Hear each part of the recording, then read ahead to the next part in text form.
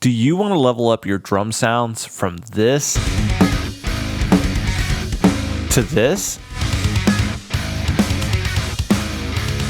Then stay tuned because I've got a system that will get you there. Hey guys, Joey here, and in today's video, I'm going to show you how I approach replacing drum shells with samples. The modern listener expects to hear consistently crushing drums, and the most reliable way to get there is with samples. I mainly use these on the kick, snare, and toms, and there are so many ways to replace a recorded drum sound with a sample, so let's get right into my approach.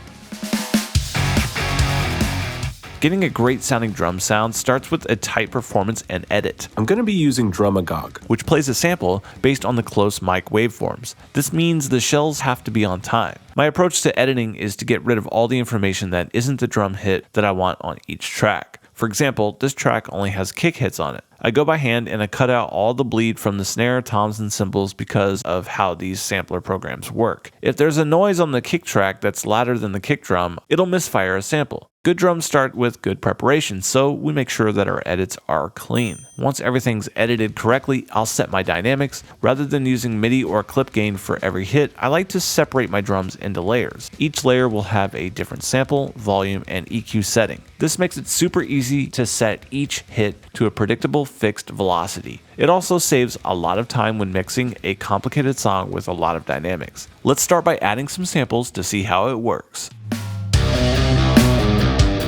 I don't need a lot of dynamics from the kick drum, so I'm just going to start by loading my sampler as a plugin right on the kick track. This step is pretty easy. Since the drums are already edited, all I have to do is scroll a few samples and pick one that fits the song.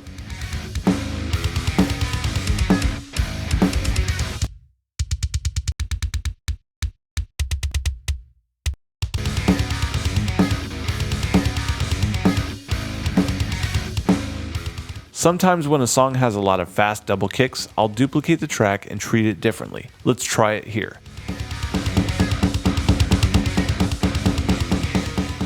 I'll usually back off the volume and use a multiband on the sub frequencies to make sure that the double kicks don't have too much sub buildup. Now let's take this idea all the way with the snare.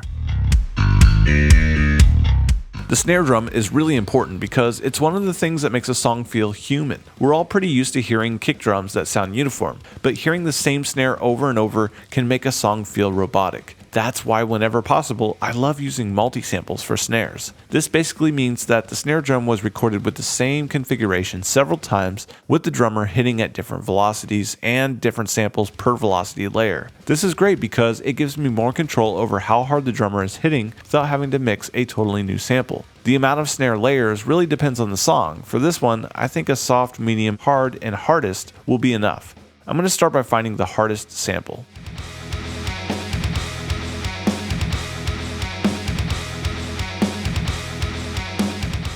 I like the crack on this one. It's going to be good for the hardest hitting notes. I usually choose a few in each velocity category, so if there's a crack on this song, I'm going to have like 3 or 4 of those crack samples. Moving on to the hard layer, I'm going to use this as the average snare hit.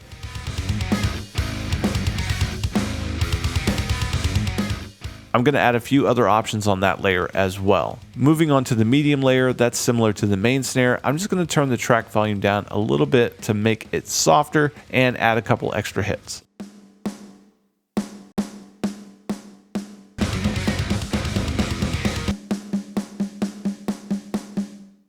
That's a good sound for the softest hits. It's got less attack, which will help add some more realism. Now that I've got my sample set, all I have to do is select which hits go to which track. After the fast snares, there's a fill. I'm going to put the first hit on the hard track and the last on the hardest. This makes the fill more exciting since the drums get louder as they go. I'm going to put the main hits in this section on the snare hardest track. I think the crack of the drum really brings this section to a new level. These doubled accent hits can go on the snare hard track to bring some dynamics to the performance. The song ends with 5 snares hitting right next to each other. If they're all the same volume, it could sound too artificial. So with parts like this, I look at it as an opportunity to add more dynamics to the performance. I think a crescendo could work pretty well here. So I'm going to arrange the samples from softest to loudest. Awesome. That sounds way more real than a single sample playing for every hit. And now I'm going to add a snare room for each hit. You'll see how simple this is with my setup. This step is super easy. I'm just going to duplicate all the tracks and replace the close mic sample with a room sample, balance the volume, and it's done.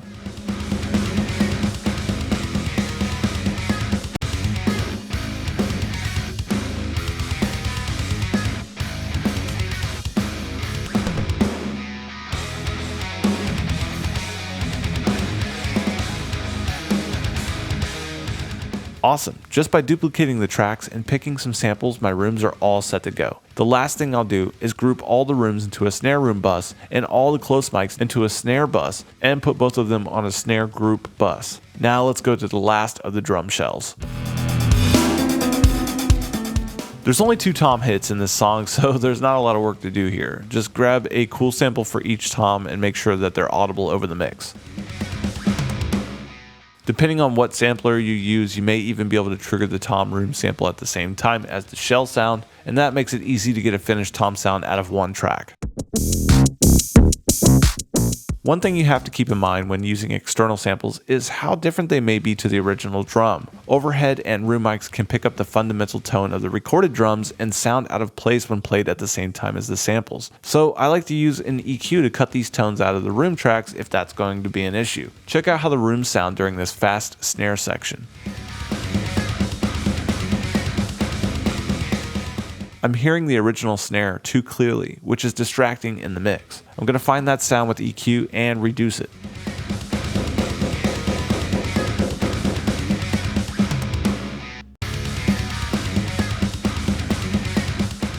Awesome. Now the sampled snare is not competing with the rooms and the whole thing sounds more glued. These drums are ready to mix. Now let's get back to the start and listen to how these drum samples made this song sound huge.